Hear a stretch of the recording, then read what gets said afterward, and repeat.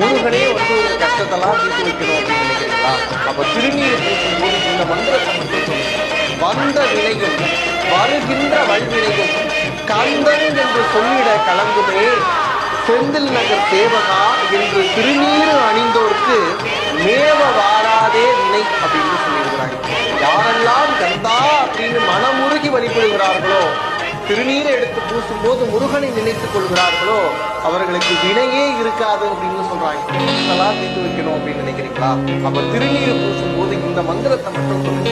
வந்த வினையும் வருகின்ற வல்வினையும் கந்தன் என்று சொல்லிட கலங்குமே செந்தில் நகர் சேவகா என்று திருநீர் அணிந்தோருக்கு மேவ வாராதே வினை அப்படின்னு சொல்லியிருக்கிறாங்க.